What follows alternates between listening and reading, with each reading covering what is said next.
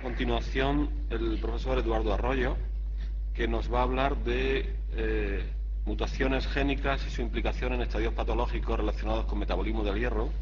El doctor Arroyo es doctor en Ciencias Biológicas y en Bioquímica por la Universidad Complutense de Madrid. Su actividad docente e investigadora está vinculada al Departamento de Toxicología y Legislación Sanitaria de la Facultad de Medicina. Actualmente es director del Laboratorio de Genética Forense y Genética de Población en esta universidad y ha impartido un elevado número de ponencias y tiene gran cantidad de comunicaciones relacionadas fundamentalmente con el tema de la ponencia, mutaciones de genes relacionados con metabolismo del hierro.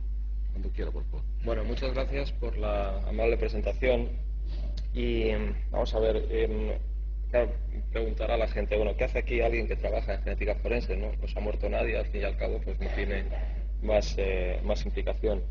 Bueno, eso no es exacto, ¿no? O sea, nosotros tenemos un grupo pequeño que cada vez es menos pequeño y que tiene, lo que estudia en definitiva es variabilidad genética, ¿no? Entonces, si alguien me preguntara ¿para qué hacen ustedes variabilidad genética? ¿Qué significa eso? Pues nosotros diríamos que en términos muy generales, demasiado abstractos quizá, lo que intentamos es identificar algo, una situación condicionada a una información previa, a unos datos, ¿de acuerdo?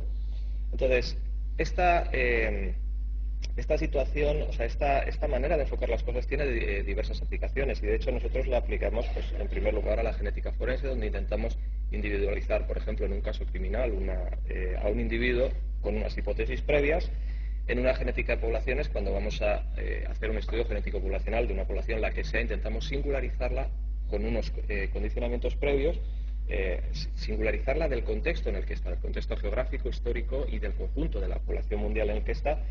Y esto tiene una aplicación clara, clínica, es decir, nosotros intentamos determinar si dado un determinado genotipo, el que sea, existe un genotipo asociado. Básicamente esa sería la idea, ¿de acuerdo? Entonces yo he llegado a un workshop como este que me cuento entre los promotores y que he contribuido a hacer, sobre todo con la idea en conjunción con Pilar Vaquero, precisamente por esta idea, porque es que hay cada vez más la tendencia a situar todo en un contexto genético, ¿no?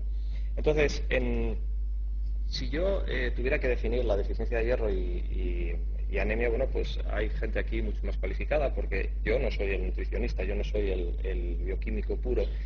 Pero yo cuando veo esto que muestro aquí, donde aparece una definición de la anemia dada por la Organización Mundial de la Salud y la deficiencia de hierro también puntualizada y definida por la Organización Mundial de la Salud, lo que estoy viendo en realidad es un fenotipo. Yo me pregunto, ¿este es el fenotipo? Efectivamente, este puede ser un fenotipo, pero lo que veo es que luego este fenotipo puede ser pormenorizado en una extensión mayor, ¿no? Entonces, en la ponencia que acabamos de ver, hemos visto cómo ese fenotipo genérico de anemia, que todo el mundo cree que sabe lo que es, bueno, pues se puede dividir en un montón de segmentos de tipo social, por sexos, por edades, por situaciones del desarrollo, etcétera. O sea, es mucho más complejo, pero eso para nosotros es absolutamente esencial. Ahora bien, lo que vemos después del tiempo que hemos pasado trabajando con el grupo del CSIC es que los problemas de anemias, de deficiencias, bueno, pues son realmente graves, ¿no? Nosotros intentamos siempre poner este tipo de diapositivas pues para vender un poco lo que hacemos, porque es que parece que es que la anemia nadie le hace caso, ¿no? Nadie se muere de anemia, luego la anemia no es importante. Bueno, pues existe una prevalencia real, existe una prevalencia no en países que están en vías de desarrollo, sino en países que, como el nuestro, bueno, pues gente que sufre su dolencia en silencio, como otras muchas dolencias que hay, que parece que es que, bueno, pues como no causan una muerte inmediata, no son como la enfermedad cardiovascular o el cáncer, o, bueno, pues no tienen importancia, pero sí que la tienen. Tienen una incidencia directa en las circunstancias, vamos, de la vida normal de la población en general. Hay efectos de todo tipo, de desarrollo cognitivo, de depresión, de capacidades laborales, etcétera. La conclusión es que tiene un importante impacto socioeconómico. Entonces, esto es lo que a mí me ha movido como genetista a trabajar en conjunción con el grupo de metabolismo y nutrición del CSIC en este tema de la anemia. Entonces, la Organización Mundial de la Salud reconoce explícitamente que afecta a más gente que cualquier otra condición, dice aquí, y que constituye un problema de salud pública de condiciones epidémicas, de proporciones epidémicas, dice aquí. Entonces, es una situación que interesa predecir. Entonces, aquí es donde entra la genética. Entonces, yo en las ponencias anteriores que hemos estado viendo durante todo el día de ayer, hay una vertiente más epidemiológica, hay una vertiente que es de investigación pura y dura, y muchas veces tengo la sensación de que cada uno está en su campo y de alguna manera ignora a los demás. Es decir, a menudo se ven, desde el campo de la clínica, yo lo veo, que se publican en revistas de gran impacto el caso de una familia. Es decir, hay una persona que tiene una anemia brutal, resulta que tiene una mutación en no sé qué gen. Bueno, pues eso es lo que se publica. Bueno, yo estoy hasta cierto punto en contra de ese tipo de estudios. En definitiva, vamos a ir viendo por qué. Las causas son múltiples. Efectivamente, hay una dieta que puede ser errónea, puede ser equivocada. Hay un genotipo, hay una serie de mutaciones varias. La fisiología de la persona en un determinado momento es importante también. Y la patología, pues indudablemente puede incidir, puede generar anemia de manera colateral. Ahora bien, el genotipo, ¿por qué no pensar en el genotipo? Es decir, si el CSIC hace, por ejemplo, como ha contado Marta Bermejo, un análisis pormenorizado, un cuestionario exhaustivo para, lo que han denominado un algoritmo, es una idea excelente. ¿Por qué no incluir una información genética? Yo pienso que es básicamente en este momento del estudio porque no la hay. O sea, lo que nosotros hemos estado haciendo durante todo este tiempo, los dos grupos trabajando, hemos llegado a la conclusión de que se conoce bastante poco. Pero es indudable que la hipótesis de una base genética de la anemia, por lo menos en ciertos grupos de la población y bajo ciertas hipótesis de la situación fisiológica de la persona, desde luego no puede ser desechada. Y desde luego lo que no puede hacerse es como si no existiera, porque eso al final pues es pan para hoy y hambre para mañana, no va a conducir a una situación de mejora de la calidad de vida de todos estos individuos. Entonces, el mecanismo de la entrada de hierro en el organismo es conocido por todos, es básicamente en la dieta, y luego a partir de ahí hay unas pérdidas que suelen ser por descamaciones, slug mucosal cells son células de desecho, pérdidas hemorrágicas, etcétera, ¿no? Hay una interacción directa entre la transferencia del plasma y el hígado y por otro lado entre el sistema retículo endotelial, ¿no? Todo lo que hay almacenado en macrófagos. Bueno, esto es conocido, pero aún así no nos sirve para explicar, porque en realidad es bastante más complejo a un nivel con una mayor resolución, ¿no? Básicamente, lo que hay que saber es que hay un hierro que es tipo hemo, que es de mayor, es más fácil de absorber, y un hierro que es tipo no hemo, o sea, que no está dentro del anillo tetrapirrólico característico de la hemoglobina, ¿no?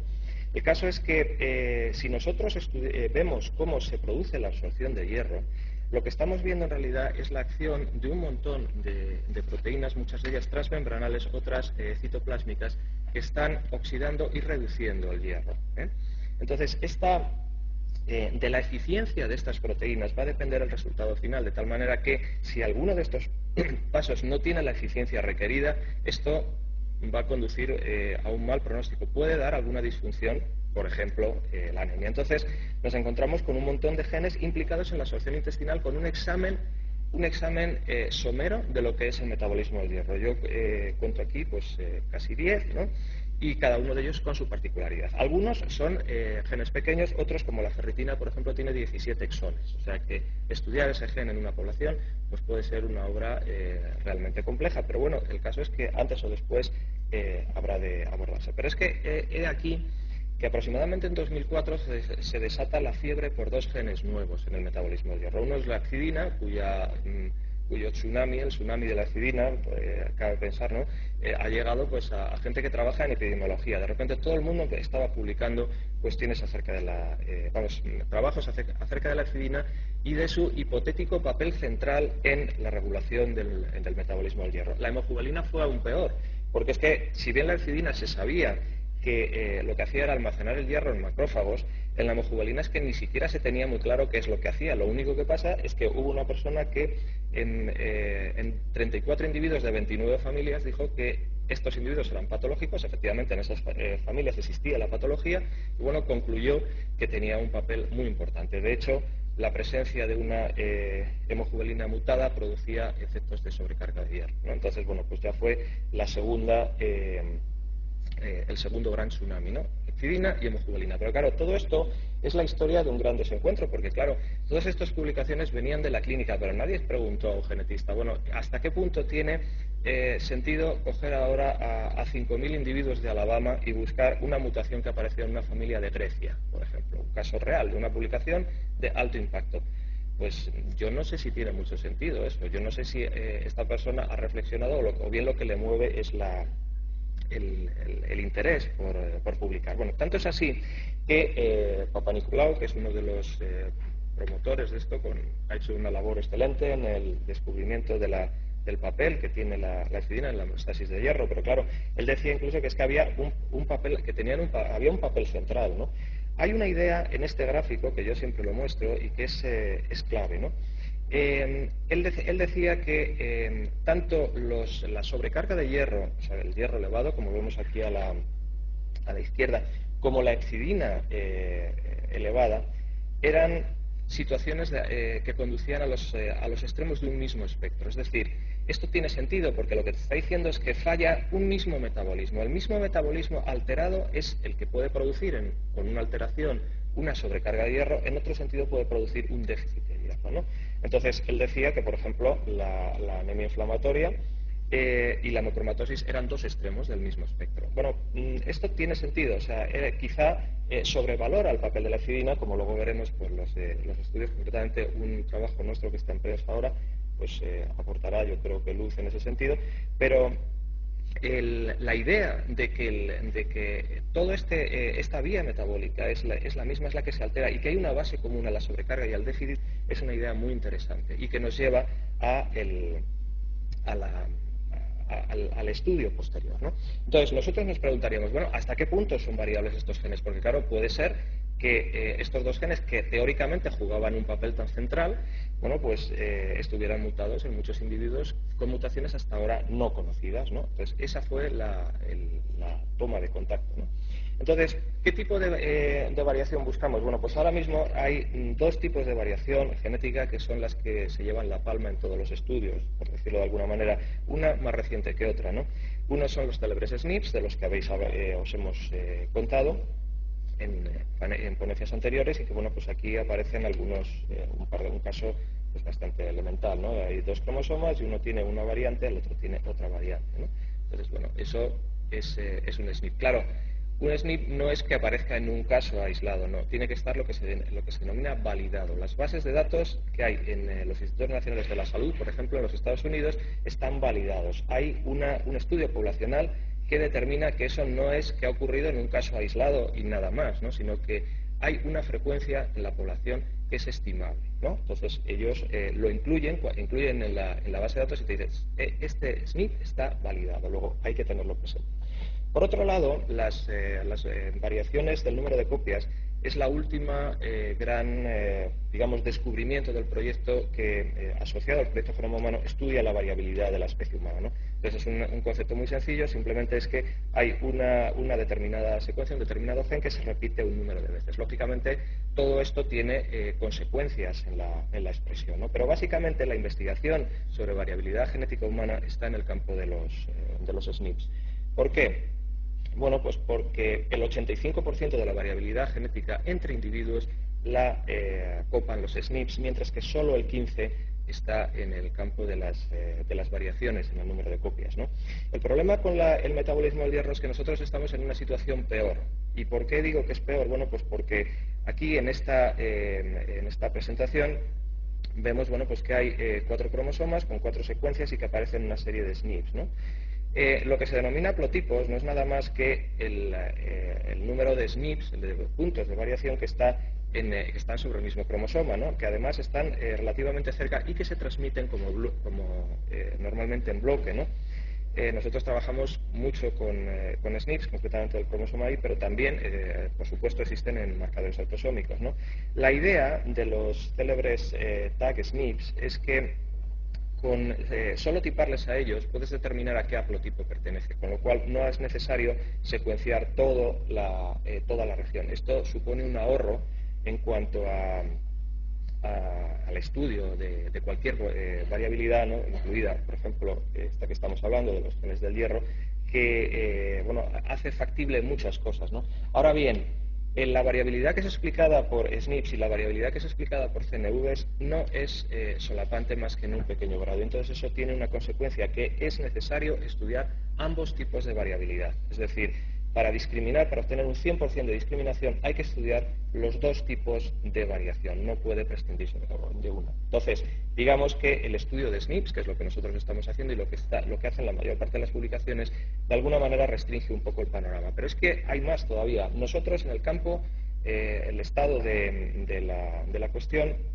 de la ciencia, ahora mismo, ¿no? Nos hace estar antes que todo esto. Es decir, es que nosotros ni siquiera sabemos si hay SNPs, ¿no? Por ejemplo, el caso de la hercidina, bueno, pues hercidina, pero bueno, la hercidina varía. La hercidina de una persona es distinta de la de otra. ¿Tiene alguna circunstancia que hace que esta hercidina pues, no sea funcional o funcione peor? Bueno, pues hasta hace poco ni siquiera se sabía eso, ¿no? Entonces, mucho menos, si nos restringimos a un gen, desde luego mucho menos cuando hablas ya de muchos genes asociados unos con otros, ¿no? Entonces, una de las características del estado de la cuestión en la genética del hierro, pues es que no existe un estudio de asociación a gran escala. O sea, no se puede saber si genotipos muy complejos, donde hay muchas variabilidades distintas que estás evaluando a la vez, no se ha hecho ninguno en el tema del metabolismo del hierro. Desde luego, lo que sí que hay es estudios sobre población general que determinan la frecuencia de mutaciones concretas, ¿no? Esto está enlazado con el tercer punto que aparece aquí en la diapositiva, que es que hay estudios de casos clínicos donde hay una persona que está muy grave, que tiene un problema de sobrecarga de hierro tremendo y descubren que tiene una mutación, ¿vale?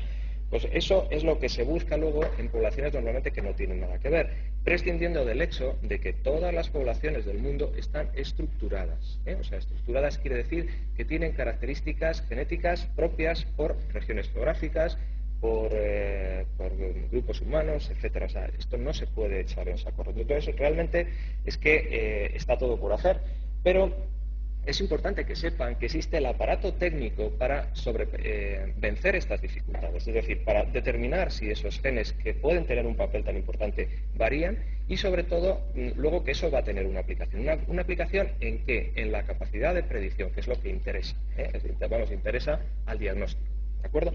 Entonces, básicamente hay dos técnicas. Nosotros hemos empleado, bueno, hay tres, pero una de las dos, porque hay una cuestión que no se le escapa a nadie, que es la cuestión del costo económico, ¿eh? Entonces, DHPLC es quizá la técnica más usada, ¿no?, para la determinación de polimorfismos SNPs, ¿no? SSCP es la que empleamos nosotros, por supuesto, en la secuenciación. La secuenciación directa de todo aquello que puede ser variable, pues implica un costo económico realmente brutal, ¿no? Entonces, lo que se intenta es, ahora veremos, escribar la muestra inicial. Otras técnicas, como por ejemplo la utilización de oligos aleloespecíficos o los microarrays, pues la verdad es que pasa un poco lo mismo, es decir, tiene un costo adicional más importante, ¿no? Entonces, básicamente, el esquema para buscar esta posible variabilidad de aplicación clínica es como sigue aquí, es decir, de una sangre total se extrae un ADN, se obtiene ADN genómico y eso, ahí se hace se intenta amplificar la región posiblemente polimórfica, ¿no?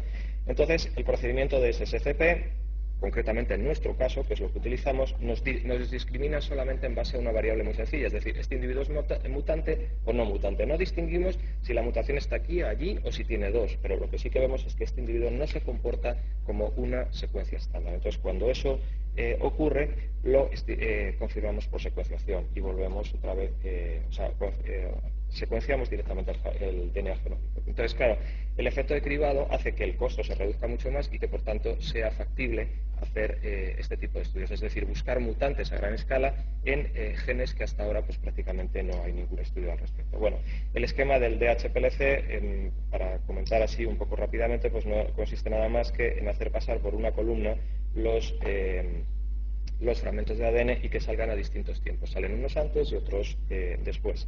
Aquí, por ejemplo, se ve mucho mejor como sería el caso, ¿no?, de un genotipo salvaje, un genotipo mutante, que son desnaturalizados y luego cuando renaturalizan vuelven a hacerlo en todas las combinaciones posibles, de tal manera que hay algunos apareamientos que no son de Watson y Crick. Por ejemplo, ninguna A aparea con una C, ninguna G aparea con una T. Estos individuos heterodúplex no se comportan normalmente y, por tanto, el sistema de DHPLC hace que salgan a distintos tiempos y produzca un patrón característico, ¿no?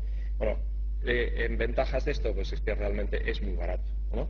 En el caso de la técnica que nosotros empleamos, pues básicamente lo hace un secuenciador de esos que nadie quiere, monocromos, ¿no? O sea, tenemos también un secuenciador de Applied, pero los secuenciadores monocromos que ahora mismo todo el mundo desecha ante la química esta de los múltiples colores, ¿no?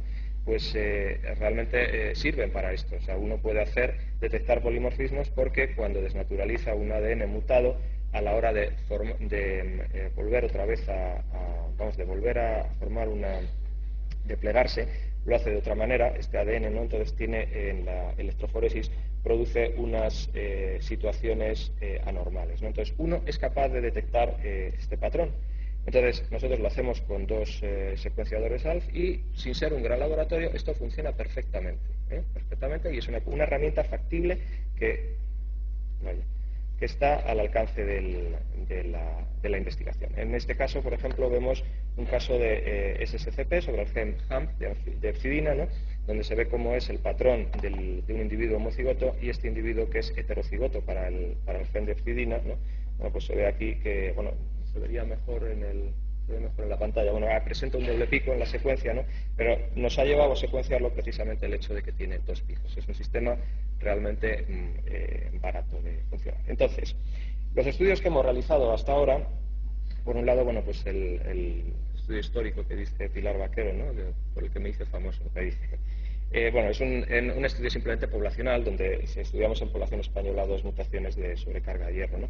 Pero posteriormente, a raíz del estudio de la mutación 277 en el exón 7 de transferrina, hemos estudiado, asociados a este gen, la variabilidad del gen HAMP, por supuesto, el exón 7 de transferrina, y las mutaciones clásicas de HFE. Entonces, cada uno de ellos ha dado lugar a una publicación distinta y en este momento estamos secuenciando genes de hemojuvelina. La hemojuvelina ya es harina de otro costal porque es un gen muy grande que tiene 4 exones, como mínimo de 300 pares de bases, pero hay uno que es de casi 2000, ¿no? En fin, es diferente. La acidina, por el contrario, es muy pequeño y bueno, pues tiene sus dificultades técnicas.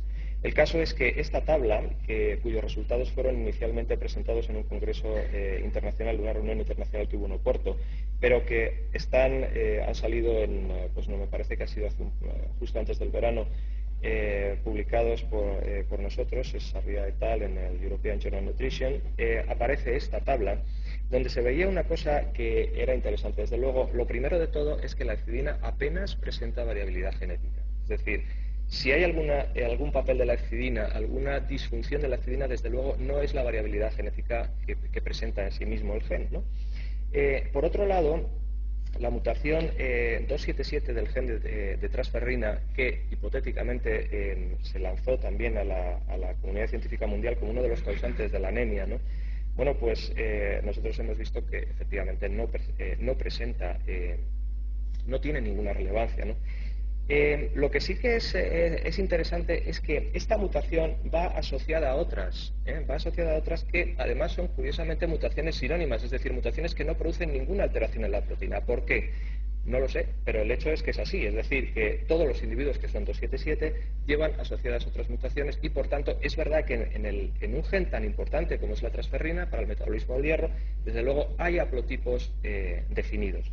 El gen HAMP prácticamente nada, solo tenía entre 162 individuos solo hubo 2 mutaciones y además mutaciones que estaban situadas en el péptido líder, es decir, que para la conformación de la proteína no tenían absolutamente ninguna relevancia, y además eran sustituciones de aminoácidos que eran casi iguales, era una isoleucina por una valina, ¿no? Si recordáis un poco las fórmulas de los aminoácidos, bueno, pues son 2 aminoácidos apolares que prácticamente son equivalentes. Me parece que hay un grupo metilo más y eso es todo, ¿no? De este estudio, que ya os digo que ha sido publicado No, este me parece que está en prensa, la cita no es correcta, pero lo vemos ahora en la siguiente presentación. El caso es que lo que sí que se ve es que parece, aunque no tenemos poder estadístico, no tenemos suficiente muestra para decirlo, que aquellos individuos que presentan anemia parece que tienen más mutaciones. Solamente es una intuición en base a los datos, ¿no? O sea, falta todavía cosas por hacer. En el caso del gen de la hemojuvelina, pues esto es todavía más descorazonador en el sentido de que, bueno, uno le gustaría encontrar la gran mutación que explica todos los problemas del metabolismo del hierro, pero eso normalmente no ocurre, ¿no? El gen de la hemojuvelina, que teóricamente tiene también un papel central, lo hemos estudiado en base a un ensayo que es una modificación nuestra sobre lo ya publicado, donde hemos diseñado otra vez los fragmentos a amplificar, los 3 primeros del exón 4, ¿no? El caso es que hay un estudio de Lanzara et al. De 2004 donde se estudian 34 pacientes de 29 familias. No es que haya encontrado una población donde el defecto de la disfunción de la hemojuvelina pues esté muy extendida, no, es que ha cogido a todos los individuos que había en Grecia que parece que tenían problemas de sobrecarga de hierro, los ha estudiado y ha encontrado algunas mutaciones, es decir, que es un caso realmente muy aislado, ¿eh? Entonces, ha encontrado... Perdona un momento, haciendo uso del derecho que usted me dio cuando sí, empezaron acabo, me queda muy poco, sí. Bueno, pues solamente son 11 mutaciones en el exón 3, 6 en el exón 4. El caso es que nosotros, en los individuos que hemos estudiado, eran 30 individuos con hemocromatosis que no eran o sea, que no tenían las mutaciones clásicas de hemocromatosis y otros que eran dobles heterocigotos. El caso es que la hemojuvelina no varía absolutamente nada, son todos iguales, ¿eh? Entonces, son genes conservados. Hepcidina y hemojuvelina sí tendrán un papel central, pero son genes conservados. Eso es lo que deriva el dato experimental. Entonces, ¿qué podemos hacer? Primero, fijar un objetivo. ¿Qué se persigue? Fijar un objetivo. Esto es absolutamente esencial. El objetivo, a mi modo de ver, más que la investigación básica, que no necesariamente tiene que coincidir, es tener una capacidad de predicción. Esa es lo que perseguimos. Por otro lado, es necesario buscar en genes que no son los clásicos candidatos. Por ejemplo, este SMAD4 ha sido publicado, es un supresor tumoral y de repente se encontraron que aquellas personas que lo tenían mutado, además de desarrollar cánceres, tenían problemas de sobrecarga, ¿no? Factores inducibles también, sorprendentemente, no se esperaba, pero se han encontrado. Solo en exones, bueno, nosotros la tendencia habitual es decir, bueno, este es el gen, esto es lo que tiene que variar. No necesariamente. Ha sido publicado en 2006 un polimorfismo del promotor de transferrina de tal manera que los individuos que tienen la mutación expresan peor transferrina. Eso puede ser una clara muestra, un claro síntoma de disfunción de todo el metabolismo del hierro. Por otro lado, la gran pregunta, genome-wide analysis, es decir, hacer un scan de todo el genoma sin condiciones previas, asociación con genes candidatos, es decir, seleccionar una población más pequeña, seleccionar unos pocos genes y hacer un estudio de menor escala. Yo, el problema que veo, y es aquí donde entra la tarea de otra gente, es el tamaño muestral. El conseguir un tamaño muestral que te aporte una cantidad, o sea, un poder estadístico suficiente. Nosotros, después de un calvario de problemas, conseguimos 162 muestras y un número de individuos anémicas, mujeres concretamente, muy reducido. La selección de genes candidatos pasa por bioinformática, por estudios de expresión, sí, de acuerdo, todo eso hay que hacerlo, pero sobre todo por el estudio de las rutas conocidas. O sea, tiene que haber gente con una formación bioquímica muy notable que sean capaces de decir cuáles son los genes candidatos, en el caso de que se elija la vía 2, ¿no? Por otro lado, imprescindible definir el fenotipo. Para cualquier estudio de asociación que se haga, es necesario definir el fenotipo. A este respecto, sí me gustaría comentar la existencia del panel del CEF, del Proyecto de Diversidad del Genoma Humano, donde hay 1064 líneas celulares estudiadas para el microchip de Illumina, que son 350.000 SNPs. Entonces, eso tiene una ventaja, que es que de una población general te puedes ahorrar el grupo control, tú solo tendrías que buscar el grupo patológico, ¿no? Entonces, eso es una gran ayuda para el estudio. Entonces, como conclusión, hay mucho que hacer, pero se puede hacer. Uno no puede decir que es que todos los días salen genes, todos los días salen asociaciones. No, hay que estructurar la información porque eso se puede hacer. No hace falta estudiar probablemente todos los genes, no lo sé, pero en cualquier caso lo que no hay que perder de vista es el objetivo. No por incluir más genes uno puede llegar a una conclusión más cierta, sino que lo que tiene que garantizar es una capacidad de predicción de que ese individuo va a padecer o es sensible a determinadas dietas o lo que sea, con mayor probabilidad que si no tienes esta herramienta. Y por otro lado, nutrigenómica o nutrigenética. Bueno, Ordovás habló el primer día de esta gran diferencia. Yo, desde luego, me inclino claramente por la nutrigenómica, es decir, todo lo que sea multidisciplinar, todo lo que sea integrar consorcios, grupos de trabajo a efectos de recabar muestras, de recabar información, de seleccionar genes candidatos, de diseñar estudios, eso tirará adelante. Ahora, el individuo por sí solo, aislado, bunkerizado en su laboratorio, que no habla con los demás para que no le copien, eso, a mi modo de ver, no tiene futuro en la ciencia. Entonces, no hay que olvidar que la nutrigenética, por último, puede aportar datos imprescindibles para acotar el componente genético de las patologías del metabolismo del hierro. Esto es todo lo que os quería contar y, sobre todo, incidir mucho en eso. Multidisciplinariedad y no que el componente genético no caiga en saco roto, porque es una cosa nueva que realmente tiene mucho que decir. Bueno, agradecer a mis compañeros del laboratorio, a Pilar Vaquero por el apoyo para estas jornadas y, por supuesto, al Instituto Tomás Pascual, pues, que es el motor de todo esto. Muchísimas gracias a todos.